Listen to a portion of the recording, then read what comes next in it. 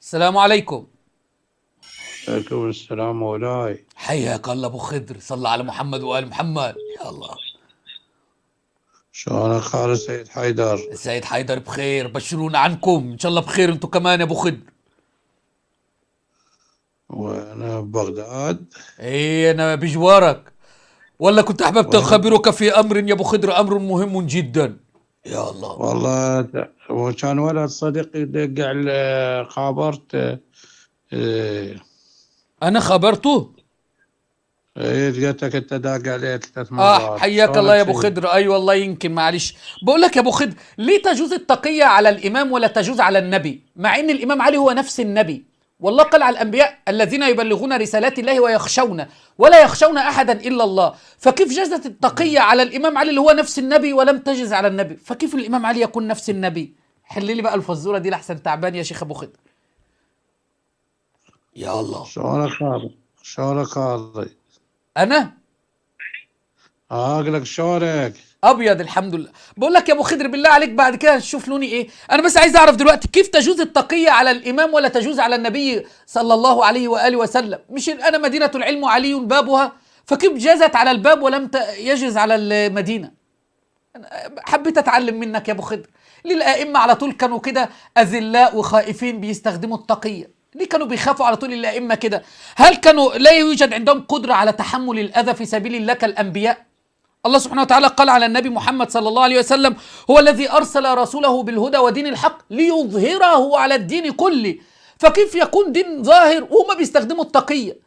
الأئمة بقى دينهم مش ظاهر، ليه دينهم مكتوم؟ حتى أبي عبد الله جعفر الصادق قال: أنتم على دين من كتمه أعزه الله، ومن أذاعه أبو جعفر، ومن أذاعه أذله الله. فإيه رأيك شيخ أبو خضر؟ صلى على محمد وآل محمد. اللهم صل على محمد وآل يعني سمعنا محمد. اهو. جاوب بقى يا ابو خضر بالله عليك، جاوب بقى. ليه جازت التقية على الامام ولم يجوز التقية على الانبياء، مع ان الائمة انتوا بتقولوا معصومين زي الانبياء؟ يا الله. اقول لك ليش يا ابو خضر؟ وانا ببغداد سيد يا عم حيدر. سيبك بقى، ساكن وين ببغداد؟ هقول لك وين ببغداد الان.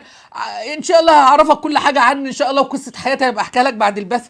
انا بس عايز اقول لك يا ابو خضر دلوقتي، والله قيل بعقيده التقيه في كتب الاماميه، لان ما في عصمه، ما في امامه، ما في رجعه، ما في خمس مكاسب، ما في تقيه. فكل هذه العقائد استخدموا التقيه من اجلها، فاخفوها بالتقيه.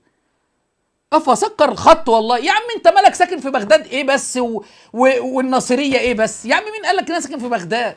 اجب بقى. لكن لا يستطيعون الاجابه، وانا مش عارف. انت اتصلت علي يا عم. طب اجب بقى، اجب يا شيخ ابو خضر. لا يجيبون لانه لا يوجد اجابه، لانهم حينما اختلقوا هذه العقائد ونسبوها الى الاسلام كالامامه والعصمه والرجعه والمتعه وخمس المكاسب والتقيه والولايه تكن وكل هذه العقائد وغيرها، فما نسبوا هذه العقائد نسبوها للإسلام فما لقوش دليل، فقاموا عاملين ايه بقى؟ قال لك ما فيش الا حل واحد. ايه هو الحل دوت؟ ان نقول بعقيدة التقية، وان احنا نكتم كل ده علشان لو عرضناه للمسلمين مش هيقبلوها. فقال لك بقى: التقية بديني ودين آبائي، ولا دين لمن لا تقية لا، و9 أعشار الدين تقية. ومحمد بكر المجلسي يحط لك باب التقية ويضع تحتيه 100 رواية في بحار الأنوار. عشان كده بقى أنا بستخدم التقية معاهم باسم السيد حيدر الموسوي. كان معكم الشيخ أبو خضر الكرعاوي، نسأل الله أن يهديه وأن يأخذ بيده إلى نور التوحيد. أيها الحبيب، عشان تدعمنا والقناة ما تقفش، سوي إعجاب وشارك الفيديو في أكثر من جروب، ولا تنسى تفعيل الجرس كي يصلك كل ما هو جديد.